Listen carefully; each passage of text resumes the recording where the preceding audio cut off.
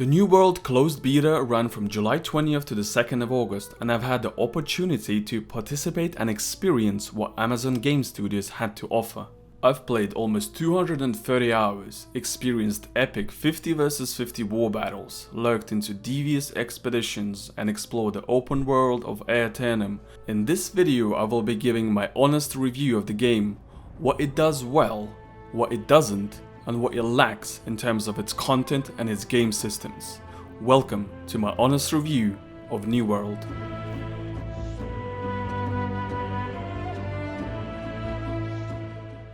The graphics play a vital role in immersing yourself in the world the developers build, and New World does it just right. From the moment you set foot on the shores, you are greeted with a beautiful world.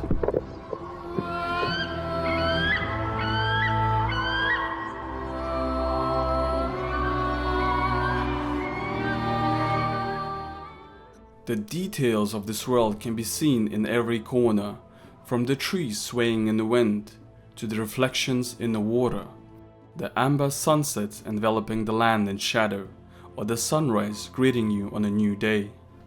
The landscape is wild and unpredictable, like a land out of time with its own ecosystem. Mountain vistas encompass whole regions. The grasslands are filled with strange, wild animals. The roads are primitive and lead you to landmarks that rise into the clouds. You are immediately immersed in this world. The amount of times I had to stop and record a video or take a screenshot encapsulates how well crafted the world is. The style is also grounded while sinking its teeth into the world of the fantastical. Keep in mind that the footage you see here was captured on medium graphics, so the game looks even more beautiful on maximum settings. If it's one thing that Amazon Game Studios have done right, it is the graphics. Now let's talk about the world building in this game. Each zone feels vastly different to the next. One moment you might be exploring a warm grasslands area, the next you are surrounded by a dense fog, and the atmosphere changes to a grey hue. As you explore each zone, you stumble upon landmarks that are dotted across the map as question marks. Each landmark is unique and houses enemies for you to defeat. The game relies on show rather than tell. It is up to you to figure out why these landmarks are here, how they came to be, and what they are for. As you explore each zone, you will find a lot of journal entries scattered across the world. These tell a very intricate story on the people that lived in these lands. You encounter animals such as deer, elk, wolves and tigers. The island is supernatural in nature. I honestly felt like I was exploring Middle-earth from one of J.R.R. Tolkien's books. As you venture further up north, you start to encounter much more dangerous areas. Morningdale is often riddled with rain showers that look beautiful in the night, and really makes you believe this is a living and breathing world with its own ecosystem.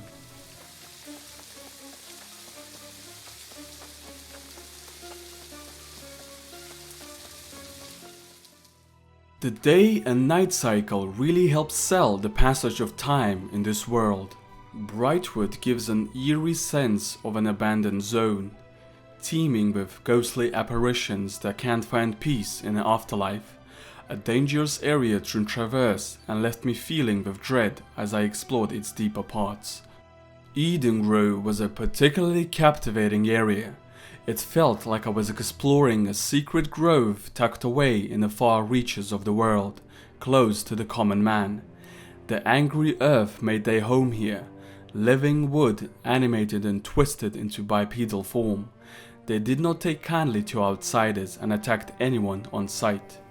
I honestly felt like an intruder exploring this vast forest, but yet my sense of curiosity pushed me forward. I explored vast towers that were filled with enemies. That sense of exploration kept pushing me forward. I wanted to see what was over the horizon, what more I could explore about this strange land. This zone really made me think how it might have looked in the past, a once mighty civilization on the brink of the Golden Age.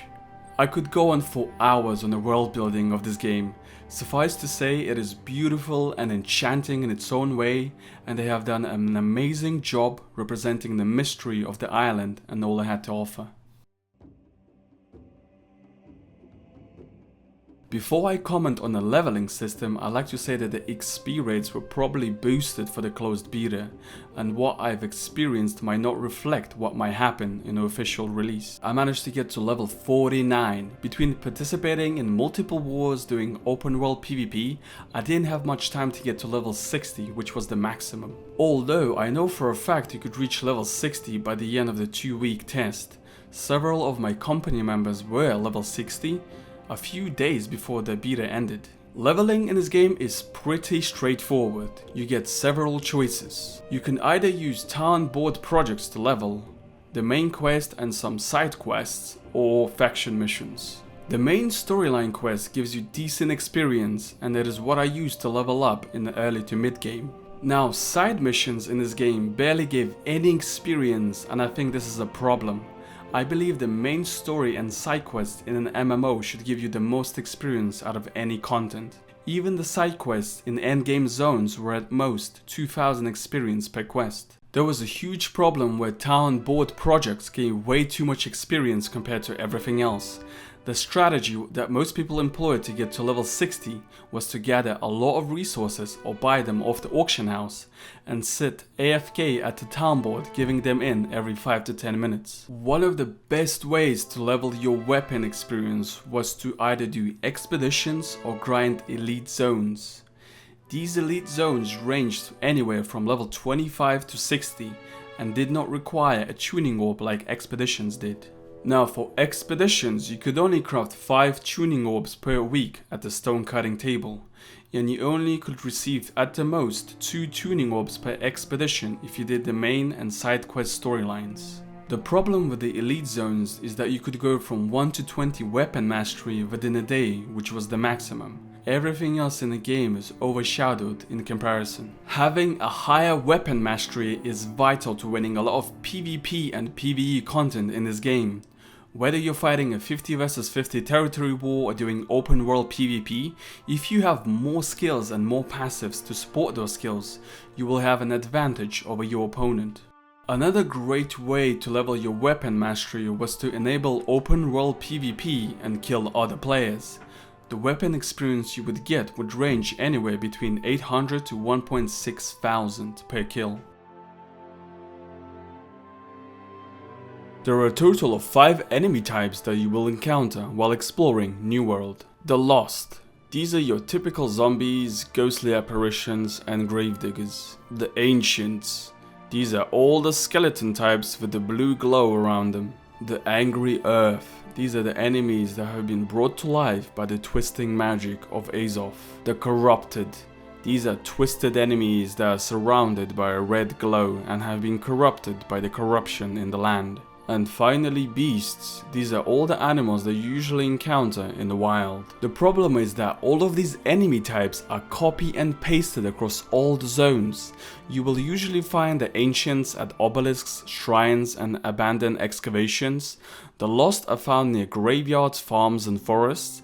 The beasts are found all across the world, usually near forests and grasslands. The Angry Earth are found around Azoth trees, temples, and especially in the Eden Grove zone. You can find the Corrupted scattered across all of the zones as well, in abandoned mines, camps, corrupted portals, and especially in the Shattered Mountain zone. There is some variety that you can find in the open world, especially if you stumble upon an elite area. These will house very high level mobs that will have unique attack animations and spells, and they usually have a few mini bosses as well, but these are scattered few and far in between, and a lot of the elite attacks are also reused in expeditions, which is a real disappointment. The overall mob variety is very sparse, and you will encounter mobs that have the same attack patterns, making it very easy to fight them in the open world. I hope they add a lot more enemy variety in the game, perhaps corrupted NPCs that have recently been turned into the corrupted that still speak and scream while they fight you, flying enemies that swoop from above and require to have a ranged weaponry, enemies enemies that strike from the ground, ambushing you in the most unexpected places. There is a lot of potential here, especially with the magical system they have come up with in relation to Azov and corruption resurrecting all life on the island. Now, let's get down to one of my favorite features in New World. It is the crafting system. It is one of the most intricate systems out of any MMO I've ever played. The crafting system is split into two parts, the gathering side and the crafting side. Now, in order to start crafting, you need to gather hundreds of various resources scattered across the different zones. These resources are then refined and used in crafting anything from weapons, armor, tools, ammo, jewels, gems, potions, and house decoration. One of the things that I really like about the crafting in this game is that you can be completely self-sufficient with crafting. It will allow you to get the best endgame gear with the best perks and stats suited to your character. Crafting requires 3 components in total: a tier of refined resource, a particular rare item, and a crafting resource. As you adventure in New World, you will find chests and monsters in the game drop crafting modifiers for you, which you can then apply to your gear as you craft it. This will allow you to specialize your gear as you see fit for your particular class. Now let's see in reality, how did the crafting system compare in a closed beta? Not so great. First of all, the amount of weapon and gear drops you get from chests and mobs in the world makes it completely irrelevant to crafting. You are not required to craft anything from level 1 to 55. This is further overshadowed by faction gear. Now, what is faction gear? At level 8, you are able to join one of 3 factions. This gives you access to the exclusive faction gear. This can range anywhere between level 15 all the way up to level 55. This gear has a physical resistance gem, your chosen main stat, and constitution in it alongside the perk. This gear is better than anything else I've found dropped in the world apart from the blue and purple gear you might get in Expedition. In a span of 230 hours, I only replaced one of my faction pieces 5 times. This completely breaks the economy of crafting and selling gear on the auction house. Nobody in our company was crafting any gear for us. The only useful thing to craft were bags and better gathering tools. I think one of the ways they could make crafting more relevant for gear is by nerfing the open world drop rates for chests and monsters, and instead make faction gear into blueprints. And then the way you can acquire crafting materials for those blueprints is by killing monsters and looting chests. This would solve the ecosystem of most crafters being useless until the endgame, and allow you to get significant other upgrades alongside expeditions instead. Now let's take a look at the gathering skills and how they compare to crafting. First of all, there's a huge imbalance in the experience rates gained for the different gathering skills. Skinning, for example, was always my highest skill. Oftentimes, skinning one wolf in a mid to high end zone would give you anywhere from 3 to 4,000 experience. Now to compare this to logging, for example, the only trees available to cut from level 1 to 50 were young trees. At 50 you were able to cut mature trees until level 100, and then only at level 100 were you able to start cutting down wormwood trees. The difference between logging from 1 to 50 and 50 to 100 was considerably longer than any other gathering profession. You only have access to 2 tree types which give barely any experience, even with the abundance of trees available to you in the open world. This disparity makes it so you have to invest several days grinding a certain gathering skill in order to support the crafting skill that requires those resources, such as lumbering and even engineering to craft tools and ammo types. If there's one thing that I absolutely love doing in this game, is gathering. Hundreds of different resources are scattered across the world, and each zone can house unique nodes by themselves. Higher tier resources are available in higher tier zones, which makes them extremely valuable. Certain nodes can only be found in a particular habitat type. For example, iron ore can be found near mountains, and hemp can be found near grasslands. I often had to stop to gather hemp or an iron node on my way to a quest or a different zone because I felt bad if I passed up on such a valuable resource. All the nodes you found across the world were useful in some way, either for crafting or selling on an auction house. You never felt like you were wasting your time gathering in this game. Not to mention the way nodes are designed in the game, making them stand out from the environment. As you get closer to them, they make a particular sound and all have unique animations to them. It is by far one of the best gathering systems I've found in any MMO I've played. This plays a vital role in the economy of the game itself. You don't want to force people to gather, you want the system itself to make you want to gather, to get better gear, to support your crafting or to make money, and New World does this beautifully. Resources in this game will always be sought after because of two reasons. Almost every resource is required to make the next tier of resource, and two, you will always be able to sell any tier of resource on an auction house. It will always be relevant and in high demand. There were a total of 11 weapons you could choose from in the closed beta. 6 melee weapons, 2 ranged and 3 magic. Now, what I liked about the weapon system in this game is that each weapon had its own playstyle. You could combine any 2 weapons with each other, but certain weapon combinations were better depending on the primary attribute that it scaled off. For example, the spear scaled primarily off dexterity, and so would perfectly pair up with a rapier, bow or musket. These combinations could be even more flexible depending if it's scaled off a secondary stat as well, such as the rapier, which scales off dexterity as the primary and intelligence as the secondary.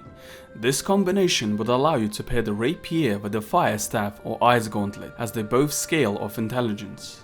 You could even take this a step further and implement what's called an intelligence element scaling gem into your weapon. What this allows you to do is to scale your base weapon damage from your primary attribute to a certain element, ranging anywhere from 20 to 50% damage conversion. This conversion would then be boosted by either your primary attribute or your intelligence, whichever was higher. This gem system allowed you to be much more flexible in your playstyles, where you could make a battle mage, for example, who controls the forces of fire and has a melee weapon for close range combat. Now let's talk about the weapon balance in the game. Certain weapons in the game became meta very quickly because people realized how powerful they were. For example, the hatchet has a skill called Berserk, which gave you 20% movement speed buff, percentage based health regen every 5 seconds, a stun, slow and root removal, and grit during Berserk, which meant your attacks cannot be interrupted and you cannot be staggered. All of this utility in one skill only. There is no other skill in a game that had this much utility. This made the hatchet the go-to PvP weapon to catch up to people, run away or quickly recover in combat.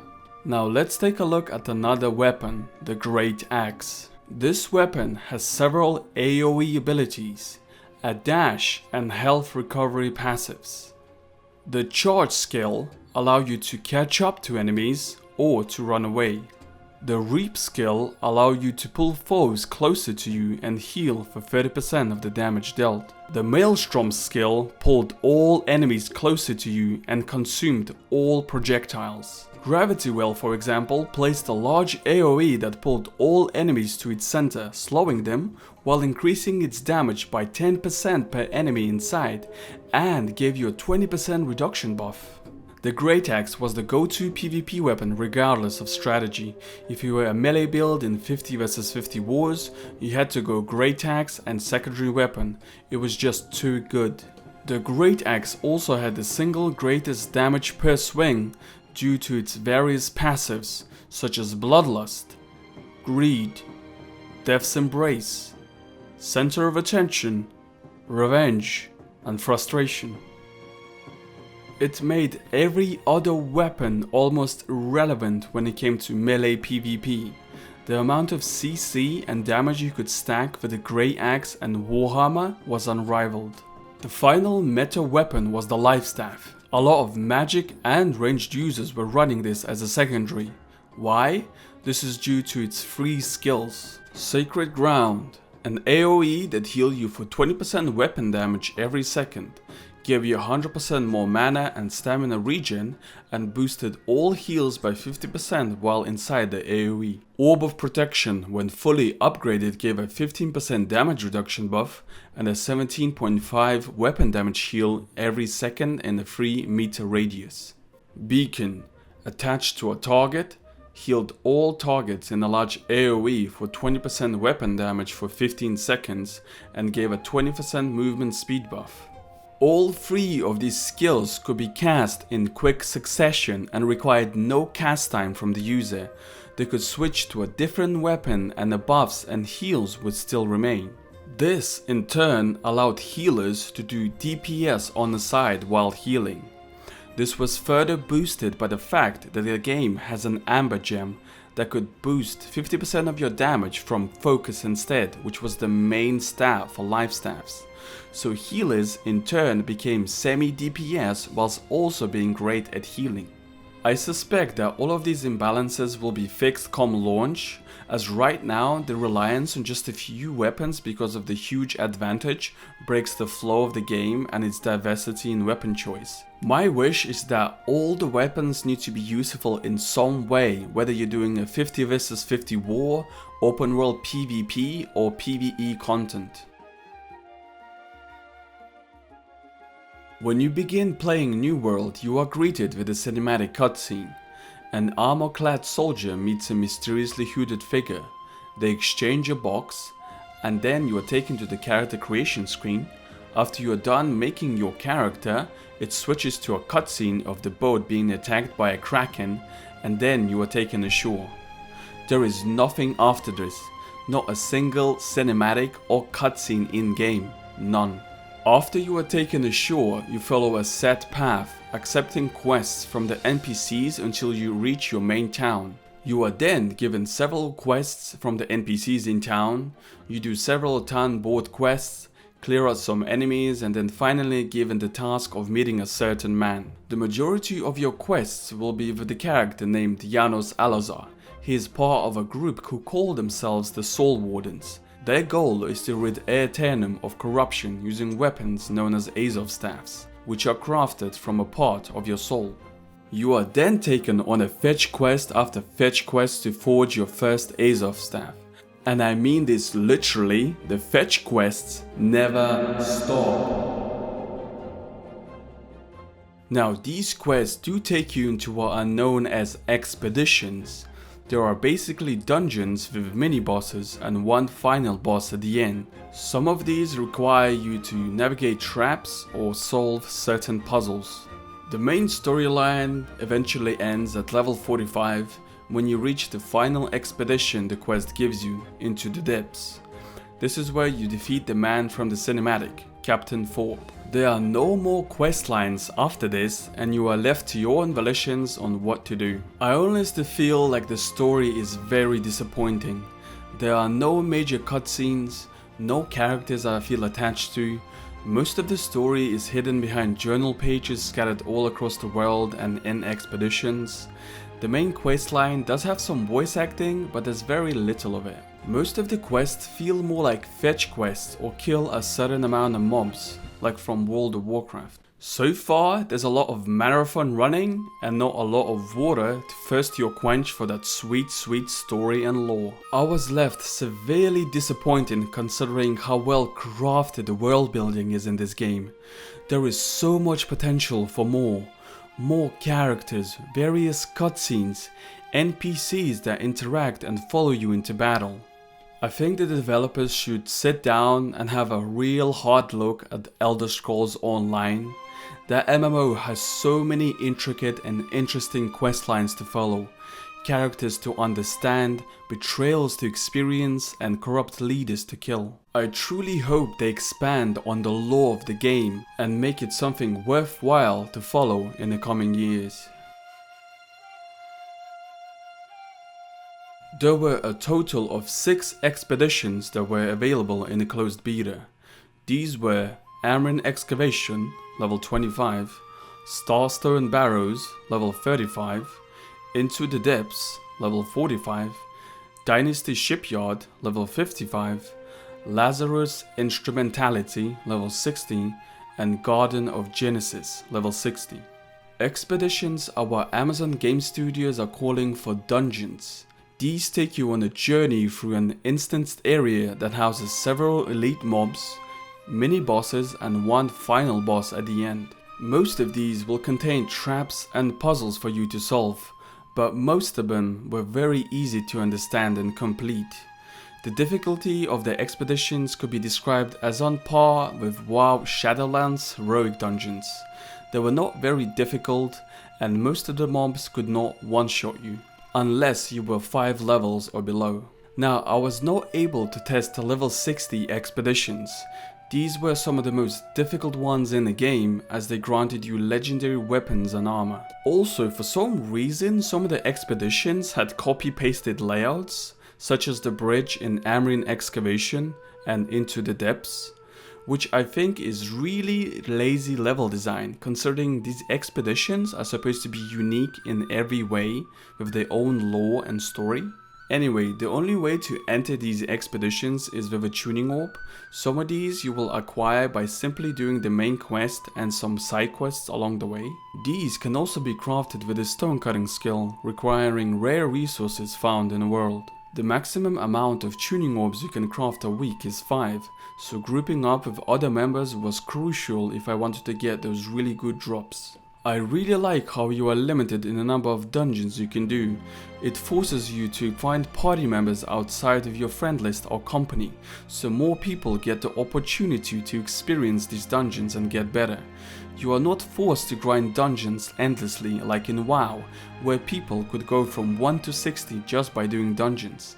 It allows you to instead explore the open world, and is only one of many ways to acquire good gear in the game. The actual design and gameplay of these expeditions is nothing special. The expeditions are beautiful set pieces to run through. Each of them felt unique and different. Completing one took me anywhere between 30 to 40 minutes. The enemies themselves didn't do much damage unless you were 5 levels or below. In no way I ever felt in danger when completing these expeditions, as long as we had a competent tank and healer in our group. The only difference between each run is that the enemies have random affixes to them, just like in Diablo 3, where one might explode on death, another one might have a lot of armor and be much harder to bring down.